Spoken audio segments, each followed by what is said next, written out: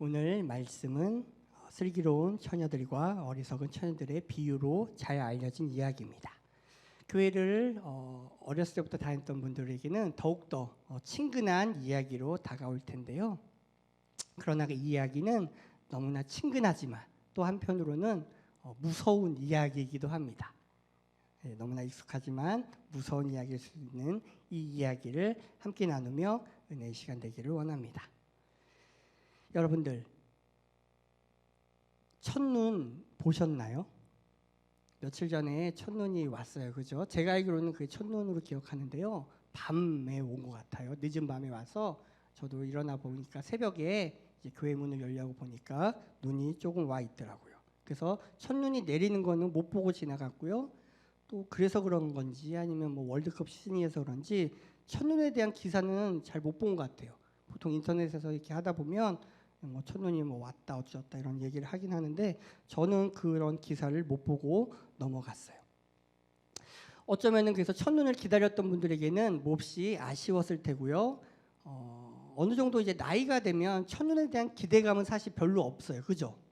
여러분들 아닌 척하지 않으셔도 다 알아요. 근데 젊은 사람일수록 첫눈에 대한 기대감이 있어요. 그죠? 그래서 뭐 20대 뭐 요때는 이제 첫눈이 내리면 뭐 좋아하는 사람, 사랑하는 사람과 뭐 데이트도 하고 뭐 이렇기도 하지만 이제 어느 정도 나이가 되면 그런 기대감은 사라지고 뭐 눈에 대한 그런 마음이 없어지기도 해요. 하지만 첫눈이라는 그런 상징성이 있어서 사람들은 그것을 입에 오르고 내리죠. 첫눈이 뭐 우리가 알든 모르든 왔어요. 왔다라는 게 중요해요. 그래서 저는 오늘 설교 제목을 잡으면서 첫눈처럼 너에게 가겠다라고 잡아봤어요. 아시는 분들은 아시겠지만 이 설교 제목은 드라마 배경음악 가운데 노래 가운데 하나의 제목과도 동일해요. 예전에 몇 년 전에 아주 히트쳤던 드라마의 OST 음악으로 깔렸던 거예요. 첫눈처럼 너에게 가겠다. 물론 그 대중가요이기 때문에 사랑하는 연인과의 관계를 말하면서 이렇게 했는데요. 그 제목이 너무 시적이고 좋아서 오늘 설교 제목으로 이렇게 제가 가지고 왔어요. 첫눈처럼 너에게 가겠다라는 것은 일단은 첫눈에 대해서 우리 한번 생각해 봐야겠는데요. 첫눈은 반드시 오게 마련이에요. 그죠? 우리가 보든 안 보든 첫눈은 와요. 우리가 알든 모르든 첫눈은 온다고요. 반드시 오죠. 그래서 첫눈을 기다리는 사람에게는 그날만 손꼽아 기다리겠지만 그렇지 않은 사람은 상관없이 지나가요. 그럼에도 불구하고 첫눈은 반드시 온다라는 그런 특징이 있어요. 이것이 바로 예수님의 재림과도 비슷한 특징 가운데 하나인데요. 예수님도 반드시 다시 오신다는 거예요. 그런데 어떤 사람은 예수님의 재림을 기다려요. 마치 첫눈을 기다리듯이. 또 어떤 사람은 첫눈을 기다리지 않는 것처럼 예수님의 재림을 기다리지 않아요. 반드시 온다라는 공통점이 있는데요. 누군가는 기다리고 누군가는 기다리지 않는다라는 거예요. 예수님이 부활하시고 승천하실 때에 다시 오시겠다라고 약속해 주셨잖아요. 그리고 우리 신앙인은 그걸 믿고 사는 사람들이에요. 그런데 또 이렇게 믿고 기다리는 사람들이 있는가 하면 믿지 않고 기다리지 않는 사람들이 있고 믿지만 기다리지 않는 사람들이 있어요. 어찌됐든지 간에 첫눈도 반드시 오고 예수님도 반드시 다시 오신다는 거. 이러한 공통점이 있어요. 그래서 기다리고 있는데 지금 2000년의 시간이 지나갔어요. 예수님께서 약속하신 다음에. 그러니까 우린 사실 인간은 보통 한 100년 정도 산다고 봤을 때 100년 사니까 그냥 뭐 예수님 오신다고 해서 오시겠지? 뭐 설령 못 오시면 뭐 내 자녀 때나 내 후손 때나 뭐 언젠간 오시겠지라고 해서 크게 느낌이 없어요. 그러나 사실상 약속이 2000년이나 지연됐다라는 건 그 약속에 대해서 물음표가 생길 수밖에 없는 거잖아요. 그죠? 우리도 누군가 사람들하고 만난다고 약속을 잡았어요. 근데 오겠지라고 생각해요. 뭐 요즘은 휴대폰이 있으니까 막 계속 연락하고 막 그러지만 불과 뭐 몇 년 됐죠? 한 20년 전만 해도 그죠? 핸드폰 나온 지가 20년 넘었구나. 30년 전만 해도 이렇게 만나기로 약속하면 그 자리에서 기다리거나 그럴 수밖에 없어요. 아니면 좀 더 하면 뭐 집으로 전화를 하거나 뭐 커피숍 다방으로 전화하거나 뭐 이랬단 말이죠. 그러니까 무조건 기다려야 되는 거예요. 1시간이건 2시간이 기다리는데, 그래서 늦게라도 그 사람이 오면 다행인데 안 오면 그냥 기다리다가 그냥 돌아갈 수밖에 없는 거예요. 바람 맞거나 펑크 나는 거죠. 그런데 어찌됐든지 간에 우리는 그것들 가운데서 마냥 기다릴 수밖에 없다는 거죠. 뭐 기다리는 뭐 방법이 없잖아요. 오든. 근데 그 사람이 1시간, 2시간 지나도 안 오면 우리 생각 어떻게 생각해요? 아, 안 오는가 보다, 못 오는가 보다. 그죠? 안 오는 거든 못 오는 거든 아무튼 못 만난다는 거는 우리가 알게 되고, 그래서 이제 포기하고 돌아가게 돼요. 그런데 예수님은 약속하셨는데 2000년이 지났다고요. 거기에서 우리의 물음표가 생기기 시작하는 거예요. 정말로 성경을 열심히 공부하고 또 예수님의 다시 오심을 기다린 사람이라면 거기서부터 약간 물음표가 생겨요. 왜 이렇게 예수님이 안 오실까? 하지만 분명히 우리가 기억해야 할 것은 다시 오신다라는 것, 반드시 오신다라는 것, 그것을 우리가 기억했으면 좋겠어요. 근데 기다리는 게 어렵잖아요. 그죠? 기다리는 게 어려워서 문제예요. 제가 한 문장을 말씀드릴게요. 기적은 염원하는 자의 것이다. 다시 한번 말씀드릴게요. 기적은 염원한 자의 것이다. 이게 누가 한 말, 어디서 나온 말일까요? 모 TV 방송 자막으로 나온 거예요. 월드컵 기간 동안에 우리나라가 짜릿한 골과 함께 16강에 이게 들어가게 됐어요. 그때 어떤 방송 자막이에요. 기적은 염원한 자의 것이다.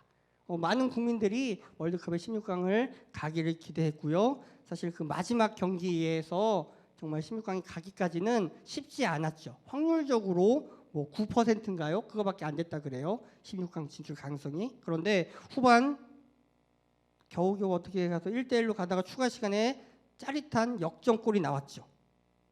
그리고도 우리가 기다려야 됐어요. 어떻게요? 다른 경기, 같은 조의 경기에 따라서 모든 게 동점이 되고 다득점 우위로 겨우겨우 16강에 진출했어요. 그 드라마틱한 전개에 많은 국민들이 환호하며 막 이렇게 기뻐했죠. 저도 이때 밤에 봤는데 다행히 이게 금요일에서 토요일 넘어가는 토요일 0시였잖아요. 그죠? 그래서 새벽기도 부담이 없어서 이렇게 봤는데 조용히 보다가, 왜냐면 저희 집에서는 식구들은 다 잤거든요. 다 자고 저 혼자만 보고서 조용히 보다가 이 마지막 골 넣고 16강이 될 때는 진짜 소리를 안 질래 안 질 수가 없더라고요. 조그맣게 소리를 질렀어요. 와, 근데 밖에서 거리에서는 막 더 시끄럽게 막 소리 지르더라고요. 그리고 뭐 TV 영상 보면 막 응원한 사람들 보면 막 눈물 흘리고 이런 것들도 보게 되었고, 아마 이분들 중에 또는 우리 또 인터넷으로 보시는 분들 중에도 이렇게 환호하면서 눈물 흘렸던 분이 계신지도 모르겠어요. 근데요, 축구 경기 하나 이겼는데, 그죠? 사실 물론 국가대표의 경기이고 우리나라를 대표하는 거이긴 하지만 그냥 어떻게 뭐 냉정하게 보면 그죠? 공놀이에요, 공놀이. 공놀이 하나 이겼는데도 그렇게 환호하며 기뻐했어요. 많은 사람들이. 그런데 우리 주님이 다시 오시면 얼마나 기쁠까요? 골 하나 들어갔다고, 16강이 들어갔다고 막 소리 지르고 난리치고 막 그랬는데 주님이 다시 오시면 얼마나 기쁠까요? 대림절은 그걸 다시 한번 우리가 되뇌이는 기간이에요. 왜요? 우리가 자꾸 잊고 살잖아요. 주님이 다시 오신다고 약속했는데 그것도 잊고 살 때가 많고요. 또 주님이 다시 오심을 기억하고 있지만 기다리지 않고 살아갈 때가 참 많아요. 그래서 하나님께서 우리에게 소중한 절기 대림절을 허락하여 주시고 기다림을 다시 한번 우리에게 떠올리게 하신 거죠. 왜요? 반드시 오신다라는 것. 그것들을 우리가 기억하고 또 그것을 기쁨으로 맞이할 준비를 해야 된다는 거죠. 첫눈처럼 너에게 가겠다. 첫눈과 또 예수님의 재림의 공통점은 언제 올지 모른다는 거예요. 첫눈이 물론 요즘은 과학기술을 발달, 기상과학의 발달로 첫눈이 언제쯤 오겠다라는 것들 예보를 하긴 해요. 그러나 그것들이 틀릴 경우도 있고요. 또 그것이 나오기 전만 해도 사실 모르고 있는 거죠. 갑자기 첫눈이 오기로 해서 약속을 못 잡거나 뭐 어려움을 겪기도 하거나 그런 일들이 많이 있었어요. 언제 올지 모른다는 거죠. 게다가 늦어지고 있고 지체되고 있을 때는 더욱더 그것이 어려움으로 다가오게 돼요. 언제 올지, 우리가 언제 올지 알면 얼마나 좋아요. 그죠? 요즘은 사실 모든 것들이 언제 올지 알아요. 버스도 언제 올지 알죠. 그죠? 지하철도 언제 올지 알아요. 그것들이 다 보여줘요. 그죠? 뭐 이렇게 전광판으로 보이거나 아니면 핸드폰 어플로 보거나 다 알게 돼요. 근데 예전에는 어땠어요? 마냥 기다리는 거죠. 그냥 배차 시간 간격을 어느 정도는 알지만 뭐 그게 어디 딱딱 맞게 오나요? 추워도 뭐 기다리고 더워도 기다리고 막 그런데 요즘은 뭐 따뜻한 공간에서 버스를 기다리게도 막 해줘요. 그죠? 구마다 약간씩 다르긴 하는 것 같지만 그런 것도 있고. 그래서 오늘날 현대인들은 기다림이 익숙하지 않아요. 그죠? 점점점 모든 기술들이 기다림을 최소화할 수 있게끔 발전하고 있거든요. 그러나 성경이 말하는 것은 기다려야 된다는 거고요. 그 기다림은 언제 올지 모르지만 기다리라는 거예요. 왜요? 반드시 오니까. 그리고 그 기다림이 우리에게 미칠 영향력은 어마어마하거든요. 단순히 버스 한 대 오는 거가 아니라 우리의 구원자이고 심판자이신 예수님이 오신다는 거예요. 단순히 공놀이에서 이기고 16강에 가는 것에 그치는 것이 아니라 우리의 영혼을 좌지우지하는 그 모든 것들이 결정나는 순간이 온다는 거죠. 근데 언제 올지 몰라요. 거기서 우리 신앙인들의 갈등이 생기는 거예요. 오늘 비유도 마찬가지예요. 오늘 시작이 이렇게 돼요. 천국은 마치 등을 들고 신랑을 맞으러 나간 열 처녀와 같다 하리니. 그러니까 천국이 열 처녀가 아니라 신랑을 기다려야 하는 열 처녀의 상황과 같다라는 거예요. 천국에 오는 게. 예수님은 25절에 보면 그때라고 시작하므로 계속해서 마지막 때에 대해서 24장에 이어서 계속해서 언급하고 계세요. 이렇게도 말씀하시고 저렇게도 말씀하시고 하다가 25장에서는 이 열 처녀의 이야기를 통해서 다시 한번 천국이 어떻게 임하며 어떻게 기다려야 될지에 대해서 말씀하고 계시죠. 이 당시에 혼례에는 특징이 있는데요. 이 신랑이 이제 신부를 이제 데리러 가야 되는 게 있어요. 데리러 가서 신부를 데리고 나서 이제 혼인잔치에 가는데 지금 그러한 것들을 기다리고 있고요. 또 기다리는데 들러리들인 거죠. 열 처녀는 들러리예요. 신부의 들러리들. 그래서 이 혼인잔치를 함께하면서 기쁨으로 하고 이런 것들인데 이들이 기다리고 있는 거예요. 신랑이 오기만을 기다리고 있는데 신랑이 오는 것이 이제 더디어지는 거죠. 5절에 보면 신랑이 더디움으로 다 졸며 잘세라고 나와 있어요. 이 기다리고 있으면서 이 열 처녀와 같은 들러리들이 할 일이 있었는데 신랑이 오면 이제 밤에 올 경우에는 이제 등불을 이제 준비해서 막 밝히면서 맞이해야 되는 거거든요. 그래서 오늘 성경에 보면 5명씩 나눠지는데 2절에 보면 그 중에 5은 미련하고 5은 슬기 있는 자라라고요. 총 10명이 나와요. 10명. 숫자 10은 이제 완전수의 의미가 있거든요. 그러니까 10명이라는 것은 모든 성도를 의미한다고 볼 수 있어요. 신랑을 기다리는 들러리 처녀처럼 예수님의 재림을 기다리는 성도들을 의미하는 거죠. 그들이 이제 기다리고 있는데 5은 그러니까 반은 미련하고 반은 슬기가 있다. 이 미련하고 슬기 있는 거의 차이는 뭐냐? 3절에 나와요. 미련한 자들은 등을 가지되 기름을 가지지 아니하고. 그러니까 등과 기름을 가졌느냐 안 가졌느냐. 그러니까 미련한 자는 등은 가졌는데 기름은 가지지 않았고 슬기로운 자들은 등과 기름을 다 가지고 있는 사람이에요. 처음에는 뭐 기름이 있었겠죠. 모두에게. 등에 기본적으로 기름이 있어야 불이 붙여지잖아요. 근데 신랑이 어떻게 더디 온다고요. 점점 늦어지니까 기름이 닳게 되겠죠. 그리고 나서 이제 신랑이 올 때쯤 되면 이제 기름이 이제 부족하게 되는 상황이죠. 그런데 슬기 있는 자는 그 기본적인 기름과 함께 혹시라도 신랑이 늦게 오게 되면 기름을 다 써버릴 수 있으니까 여분의 기름을 가지고 있던 사람들이에요. 그 차이가 미련하냐 슬기 있냐로 나눠지는 거예요. 우리는 주님이 다시 오신 날이 언제인지 알 수 없어요. 그죠? 마치 신랑이 더디 오는 것처럼 예수님도의 재림도 점점 더디 오는 것 같아요. 2000년이나 지났다고. 2000년. 감이 안 오잖아요. 우리는 뭐 100년밖에 못 사는 존재들이라 100년에 20번이 있어야 2000년이잖아요. 그 시간 동안 지체되고 있는 거예요. 예수님의 다시 오신 때까지 계속해서 주님을 향한 우리의 신앙과 믿음이 변치 않고 타오를 수 있도록 항상 우리 자신을 준비하며 살아가야 된다는 거죠. 신랑이 더디옴을 말미암아 기름이 있는 자와 없는 자로 나뉘는 것처럼 우리 또한 예수님의 재림이 지체되더라도 우리의 신앙과 믿음이 변치 않아야 된다고요. 끝까지 가야 된다는 거죠. 신랑이 더디 온다라는 것. 예수님이 더디 왔죠. 그래서 초대교회 성도들은 마라나타라고 인사를 했어요. 주 예수여 오시옵소서. 우리가 찬양도 했잖아요. 아멘 주 예수여 오시옵소서라고. 주 예수여 어서 오시옵소서라고. 그게 인사말이었다고요. 그들에게는 예수님의 다시 오심이 너무나 간절했어요. 우리는 이미 2000년이나 지나서 뭐 예수님 오시면 좋고 뭐 안 오시면 어쩔 수 없지. 뭐 혹시 이렇게 생각하지는 않으신가요? 그런데 초대교회 성도들은 불과 며칠 안 됐지만 몇 년 안 됐지만 예수님의 재림이 이루어지지 않음에 대해서 굉장히 막 간절한 마음이 있었던 거죠.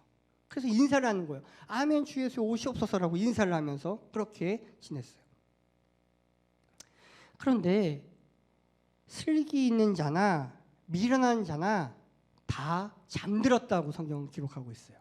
그죠? 밤이 늦어지고 신랑이 오는 것이 더뎌지니까 다 졸며 결국은 잠들었어요. 그러니까 우리가 기억해야 할 것은 슬기 있는 자가 잠을 안 잔 게 아니에요. 다 잤다라는 거죠. 우리 성도들도 예수님의 다시 오심을 분명하게 알지만 잊고 살 때가 많잖아요. 그죠? 마치 이와 비슷한 거예요. 다 잠든 상태. 영적으로 잠드는 순간이 온다라는 거죠. 그것까지는 우리 주님도 인정하시고 받아주시는 것 같아요. 우리 인간이 여러 가지로 부족하고 약함이 있잖아요. 그래서 성경이 이야기하는 것은 주님이 다시 오실 때 우리가 자고 있든 깨어 활동하고 있든 또는 죽어 있든 살아 있든 이런 것이 중요한 것이 아니라고 이야기하는 거예요. 단순히 잠을 자느냐 안 자느냐 그게 아니라 우리가 어떤 상황에 처해 있든지 주님을 맞이할 수 있을 만큼 온전하게 준비를 하고 있느냐 그렇지 못하느냐 그것이 중요한 거죠. 이 슬기 있는 자들의 차이점이 뭐라고요? 등과 함께 기름, 그릇에 기름을 담아 가지고 있었다는 거죠. 신랑이 오면 비록 잠이 들었을지라도 준비가 다 되어 있기 때문에 신랑을 맞이할 수 있었던 거죠. 그렇게 잠들어서 졸고 있을 때에 마침내 신랑이 이제 온다는 소리가 들리죠. 6절입니다. 밤중에 소리가 나되 보라 신랑이로다 맞으러 나오라 하매. 신랑이 이제 오고 있다라는 소리가 들리는 거죠. 멀리서 누군가 봤겠죠, 그죠? 신랑이 온다라고 알려주는 거예요. 언제요? 밤중에. 그러니까 이 들러리 처녀들이 기다리던 시간이 상당히 흘렀고요. 그러니까 기다리다 막 졸리고 하니까 졸다가 자고 막 이랬던 거죠. 그러다가 결국 등불을 밝히고 있던 기름이 부족한 거죠. 계속 이제 기름이 소비되니까요. 밤중이라는 시간은 영적으로는 예수님이 이 재림하실 때 도적이 침입하는 것처럼 호련히 이루어질 것이라는 사실을 우리가 암시해 주는 것을 볼 수 있어요. 예수님이 말씀하셨거든요. 도적같이 임하겠다라고 말씀하셨어요. 도적이 나 언제 어느 날 몇 시에 뭐 털러 갈 겁니다라고 안 그래요. 그죠? 그럼 뭐 언제 털러 갈 겁니다 하고 예고하는 건 영화나 드라마에서만 그래요. 그죠? 실제로는 안 그래요. 왜? 그러면 잡히잖아요. 대비를 하잖아요. 그런데 도적은 몰래 아무도 예상치 못할 때 침입하죠. 우리나라 남과 북의 그 한국 전쟁은 언제 났어요? 아무도 예상치 못한, 그죠? 주일날 새벽에 일어났다고. 그런 것처럼 예수님의 재림도 호련히 갑작스럽게 예상치 못한 순간에 임할 거라는 거죠. 오늘 성경 그것을 밤중에라는 말로 표현해 주고 있어요. 첫눈도 밤중에 왔죠.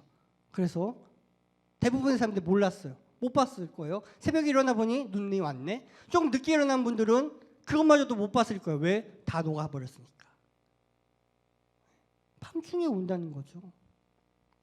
예수님의 재림도 어느 날 갑자기 일어날 거예요. 그래서 지금 신랑이 오고 있다는 사실을 이제 강조하고 있는데요. 이것이 보라 신랑이 들어오다 맞으러 나오라라는 말이 이것이 자고 있던 들러리 처녀들에게는 이제 한밤중 소리를 딱 들었잖아요. 그러니까 깬 거죠. 깨면서 어떤 생각이 났어요? 아, 잠들었네, 깜빡 졸았네 라고 생각하고 피곤했나 봐요. 그리고 각성하면서 등불이 여전히 타오르고 이제 봤겠죠. 왜? 신랑을 맞으러 가야 되는지. 근데 보니까 어때요? 5명은 타고 있고 기름도 충분한데 5명은 이제 거의 다 된 거예요. 기름이 다 떨어졌어요. 분명히 보라 신랑으로다 맞으러 나오라고 소리가 선포가 됐는데 나갈 수가 없는 거예요. 기름이 없으니까. 등불을 밝힐 수가 없는 거죠. 이 들러리 처녀들의 그런 존재 이유 가운데 하나는 밤중에 오는 신랑을 맞이하는 거거든요. 등불을 밝히고 신랑을 기쁨으로 맞이해야 되는데 그 역할을 못하게 되는 거예요. 잔치에서도 계속해서 등불을 밝히며 기쁨의 자리를 이렇게 마련해야 되는데 그걸 못하게 되는 거죠. 우리에게 올 한 해 또 주어진 대림절은 영적 각성의 계절로 하나님이 우리에게 주셨어요. 주님이 다시 오신다라고 우리에게 다시금 말씀하시는 거죠. 첫눈처럼 너에게 가겠다라고요. 이것이 대림절의 유익이에요. 성탄절을 앞두고 우리가 4주간의 시간을 보내면서 우리가 잠들어 있는 우리 영혼을 깨우는 거죠.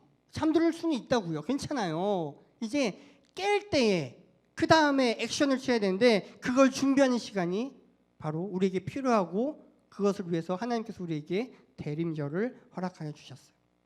그래서 우리는 이제 맞으러 가야 돼요. 오늘 성경에 나와 있는 이제 맞으러 나오라라고 하는데 이 맞으러 나간다는 건 중요한 방문자를 공개적으로 환영하여 영접한다는 의미예요. 그러니까 이 들러리 처녀들은 신랑을 맞이해야 된단 말이에요. 마치 우리 성도들이 재림하시는 주님을 영접하여 드리는 거죠. 아까 우리가 찬양했죠. 나팔 때 주의 이름, 나팔 때 나의 이름 믿겠다면서 예수님의 재림을 우리가 노래했는데 그때 우리가 예수님을 맞이하는 거죠. 기쁨으로 맞이해야 된다는 거예요.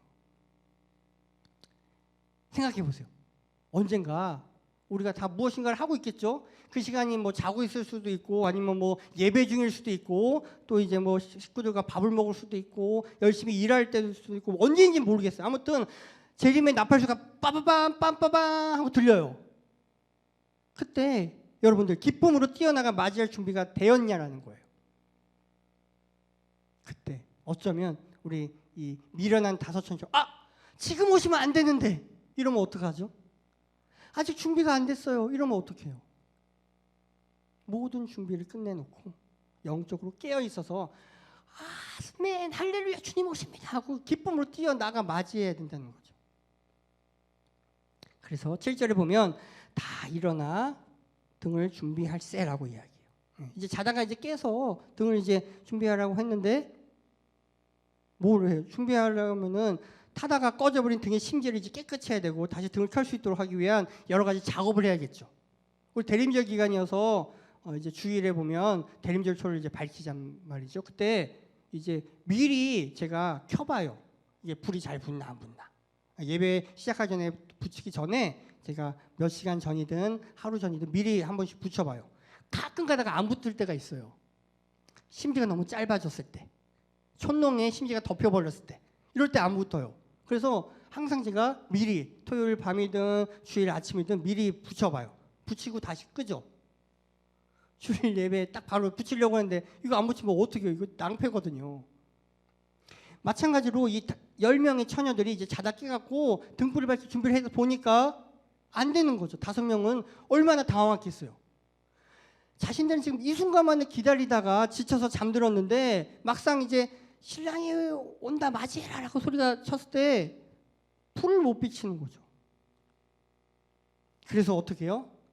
우리 등불이 꺼져감을 알고 기름을 좀 나눠달라고 이야기해요. 얼마나 다급하겠어요. 그러니까 기름이 있으니까 나눠달라고 얘기해요. 근데 어떻게 하죠? 슬기로운 처녀들이 빌려주지 않아요.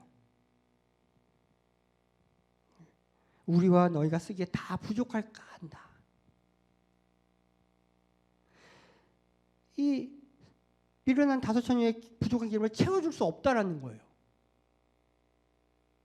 마찬가지로 예수님이 재림하실 때는 각자가 주님 맞이할 준비를 해야 된다는 거죠.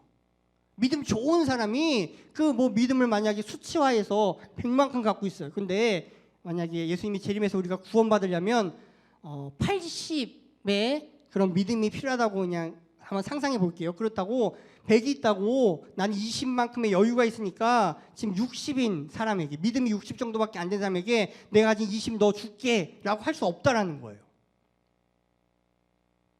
사랑하는 우리의 가족이 믿음이 부족해서 우리의 넉넉한 믿음을 줄 수 없다라는 거예요. 사랑하는 사람에게 그 구원을 우리가 어떻게 만들어줄 수 없다라는 거죠. 이 땅에서는 우리가 사랑하는 가족들에게 무엇인가를 해줄 수 있어요. 그죠? 그러나 마지막 그때 재림의 순간만큼은 철저하게 개인적으로 준비한 만큼 할 수 있다는 거죠. 아무리 풍성하게 준비한 사람에게 나누어 달라고 해도 방법이 없다라는 거예요. 나눠줄 수 있는 건 성질의 것이 아니라는 거죠. 믿음을 어떻게 나눠줘요? 그때에는 준비하지 못한 자는 어리석음과 부끄러움이 드러날 뿐이죠. 왜요? 되돌릴 수 없는 그 순간이기 때문이에요. 철저히 개인적인 구원에 대해서 성경은 이야기해요. 성경이 두 가지를 구원을 얘기하는데 공동체적인 구원이 있고요. 개인적인 구원이 있는데 마지막 재림의 순간은 철저하게 개인적인 구원을 이야기해요. 그래서 차라리 가서 너희 쓸 것을 살아라고 이야기하죠. 아무도 그 필요를 채워줄 수 없다라는 것을 의미해요. 다른 사람이 대신해 줄 수 없어요. 결국 예비하였던 자들은 함께 혼인잔치에 들어갔다라고 10절은 이야기하는데요. 이 함께 혼인잔치에 들어갔다는 이야기는 그 신랑과 함께 들어갔다라는 것을 의미해요. 우리 개역 성경에는 이제 번역하면서 그 신랑과라는 그런 의미가 정확하게 나와 있지 않는데 그 신랑과 함께 혼인잔치에 들어갔다라는 거죠. 기다리던 바로 그 사람, 그 신랑과 함께 들어가서 잔치에 들어가는 그 영광을 얻게 되는 거죠. 지금 이 순간만을 기다렸던 거예요. 성도도 마찬가지예요. 일평생의 삶이 중요해요. 그러나 그 모든 일평생의 삶 가운데서 결국 마침점은 예수님의 재림과 함께 그 영원한 하늘나라 잔치에 들어가는 영광을 얻는 거죠. 5명 그렇게 들어갔지만 나머지 5은 못 들어가고 문이 닫힌지라라고 성경은 기록해요. 우리가 흔히 얘기하기에 하나님은 사랑이시고 그래서 우리가 굉장히 이제 관대함을 많이 나타나고 또 교회에서 이야기하는 것들도 구원에 대해 있어서 굉장히 넓게 이야기해요. 하지만 넓게 열린 문이더라도 한번 닫히면 끝이라는 거죠. 이 문은 닫힌 것에 그치지 않고 밖에서 아무리 열려 해도 열리지 않을 정도로 굳게 잠겨버렸을 거예요. 이것은 옛날 2000년 전에 당시에 혼인잔치 때 신랑이 이제 오잖아요. 신부를 데리고 혼인잔치에 이제 들어가게 되면 그 집의 문을 완전히 닫아버린 것과 연관이 있어요. 그것은 외부로부터 초청받지 않은 사람이 들어오지 못하게 하기 위함이었고요.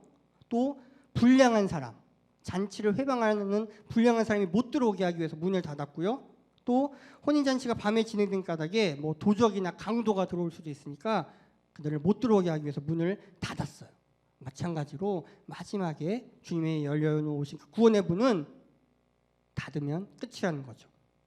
주님께서 구원의 문을 그래서 우리가 살아있는 동안 주님께서 다시 오시기 전에는 활짝 열어놨기 때문에 닫을 사람이 없어요. 예수님을 믿기만 하면 예수의 제자로 살기로 결단하고 삶을 주님 앞에 헌신하여 드리기만 하면 막을 사람이 없고 닫을 사람이 없다고 그 문에 대해서 그러나 그 문이 하나님이 정하신 그때가 돼서 닫히기만 하면 다시 열 사람이 없어요. 아무리 믿음 좋은 사람도, 아브라함도, 모세도, 엘리야도, 그 누구도 그 문을 다시 열 수가 없다고요. 그러니까 마지막 그 순간에 한 번 기회를 잃어버린 사람에게는 두 번 다시 기회가 오지 않아요. 그것이 그래서 이 이야기가 무서운 이야기라고 제가 서두에 이야기했던 거죠. 에이, 한 번만 봐주세요라고 안 된다고요. 안 통해요. 제가 여태까지 잘하다가 마지막 순간에 제가 잠깐 뭐 딴 거에 빠져서 못 들어갔어. 이게 안 통한다고요. 이런 이야기가 또 어디서 나와요? 부자와 나사로 이야기에서 나오잖아요. 그죠? 부자가 이제 거기서 이제 아브라함에게 이 얘기해서 다시 어떻게 기회 달라니까 안 된다 그러죠. 그죠? 거기서는 뭐 도저히 방법이 없어 끝났다라고 이야기해요. 구원의 문이 항상 열려 있는 건 아니라는 사실이에요. 회개의 기회가 있을 때 우리가 회개를 해야 되고 또 구원을 받기 위해 영접해야 된다는 거죠. 그래서 회개와 구원의 기회가 바로 지금 이 순간일 밖에 없을 수가 있다는 거예요. 굉장히 냉혹한 이야기잖아요. 그죠? 문 밖에서 막 누군가 막 두들겨요. 문 열어주세요. 문 열어주세요. 문이 안 열린다고요. 5명의 처녀가 아무리 문을 두드려도 신랑은 열어주지 않아요. 그러면서 12절에서 이렇게 이야기해요. 대답하여 이르되 진실로 너희에게 이르노니 내가 너희를 알지 못하노라 하였느니라. 내가 너희를 알지 못한대요. 친구들 들려내니까 알 수도 있는데 모른대요. 이게 무슨 이야기일까요? 이 알다란 단어는 단순한 지식적 알미 그치는 것이 아니에요. 그냥 누군지는 뭐 알 수 있겠죠. 그러나 여기서 안다라는 것은 친밀한 관계성을 통해 갖게 되는 그런 인격적인 암까지를 의미하는 거죠. 그러니까 예수님께서 뭐 우리에게 이 이야기를 하신다면 너와 나는 그렇게 친밀한 관계 아니잖아 라고 말씀하시는 거죠. 그러니까 신랑은 들러리 처녀들에게 뭔가 호의를 베풀 만한 그런 관계가 없다라는 걸 강조하고 있는 거예요. 우리 그런 사이 아니잖아. 이 5명의 미련한 처녀들은 신랑에게 인정받지 못한 거고요. 신랑 그들을 알아주지 못한 거예요. 그러니까 우리 마지막 날에 신랑 대신 예수님께서 내가 너를 도무지 알지 못한다 라고 말씀하시면 그 얼마나 무서운 말씀이에요. 이 세상에서 가장 비참한 자죠. 왜요? 그 비참함은 영원한 거거든요. 잠깐 이 땅에서 우리가 사는 동안 겪게 되는 비참함은 뭐 길어야 수십 년이잖아요. 그죠? 물론 그것도 굉장히 우리는 힘들지만 아무리 길어도 수십 년에 불과해요. 뭐 수년일 수도 있고요. 뭐 몇 달 며칠일 수도 있고요. 그런데 이때 겪게 되는 비참함은 영원한 비참함이며 가장 극심한 비참함이죠. 천국잔치 들어가는 것이 아니라 그 밖에 있어야 된다는 거. 그래서 우리는 다 예수님을 알아요. 그죠? 그런데 예수님도 우리를 알아야 된다는 거예요. 내가 너희를 알지 못하노라. 이 말을 안 들어야 될 거 아니에요. 그죠? 다 나도 알지만 예수님도 우리를 알아야 돼요. 월드컵에서 화제의 인물로 뭐 여러 인물들이 떠올랐지만 우리나라에서는 조규성 선수가 화제의 인물로 그죠? 많이 곽광을 받았어. 왜요? 2골을 넣었잖아요. 그죠? 정말 놀라운 그런 골을 넣었는데 그리고 또 게다가 또 화제의 이유는 잘생겼어요. 굉장히 공감하시는 여성분들이 많이 계세요. 지금 보니까 잘생겼어요. 그래서 막 트위터에 팔로워가 엄청 늘었대요. 막 엄청나게. 그러니까 우리나라에서만 인기 있는 게 아니라 전 세계적으로 인기 있는 거예요. 지금 세계적인 얼굴이에요. 그죠? 키도 커요. 키도 크고 잘생기고 축구도 잘해. 그러니까 얼마나 인기가 많겠어요. 그러니까 뭐 축구 좋아하는 남자들에게도 인기 많을 테고 또 축구를 좋아하든 안 하든 우리 여성분들에게도 인기가 많고 하니까 막 인기 많으니까 TV 프로그램에서 어떤 여자 연예인이 조규성 선수가 나오는 경기를 이제 보면서 하는 얘기예요. 내 남자친구인데 비밀 연애 중이다. 마음속으로 막 이랬다 그래요. 예. 그죠? 그러니까 이 여자 연예인도 그렇고 다 조규성 선수를 알아요. 그죠? 알지만 조규영 선수는 나를 모르는 거죠. 그죠? 관계가 그런 거예요. 이런 관계가 예수님과 우리의 관계가 되면 안 된다는 거죠. 우리가 그래서 이 대림절 기간을 보내며 예수님과 관계를 맺어가야 된다는 거죠. 하루를 말씀으로 열고 기도로 여는 것. 이것이 예수님과 관계 맺기. 그래야 예수님이 내가 너희를 알지 못한다라는 그 말을 안 하는 거죠. 아무개 집사, 아무개 성도, 어서 와 이렇게 환영하며 예수님이 우리를 맞이해 주셔야 될 거 아니에요. 왜요? 우리가 그 관계를 맺고 지내는 것을 말미암아 예수님도 우리를 아시는 바 되어야 된다는 거죠. 13절입니다. 그런즉 깨어 있으라 너희는 그날과 그때를 알지 못하느니라. 그런즉 결론이에요. 결론. 주님은 결론적으로 예수님의 말씀을 듣고 있는 모든 사람들에게 깨어 있기를 바라시는 거죠. 이 깨어 있기는 잠들지 말고 눈을 뜨고 지내라는 의미가 아니에요. 바로 태만과 게으름으로 어떤 일이 갑작스럽게 닥치는 것을 맞아들이지 말라는 거죠. 영적으로 주님과의 그런 관계 가운데 있으라는 거죠. 알매 관계, 인격적인 관계가 되어야 된다는 거죠. 그래서 사소한 것이든 어떤 것이든 주님께 묻고 구하고 대답을 들으며 그렇게 살아가는 게 인격적인 관계를 맺고 있는 거죠. 근데 이 단어가 깨어있으라는 단어가 현재 명령형이에요. 현재 명령형. 그러니까 재림 직전에만 깨어있으라는 의미가 아니에요. 우리는 이렇게 생각해요. 딱 재림의 시기를 알아서 그 앞에만 딱 회개하고 돌이키고 하면은 얼마나 좋을까라고 하지만 그게 돼요, 안 돼요? 안 되죠. 왜? 우리가 일단 언제 죽을지 모르잖아요. 그리고 주님이 언제 오실지도 몰라요. 그러니까 살아있는 동안 영적으로 항상 깨어 있어야지만 주님의 재림을 대비할 수 있는 거지, 우리가 영적으로 깨어 있지 않으면 그것에 실패하는 자, 미련한 다섯 처녀가 될 수 있다는 거예요.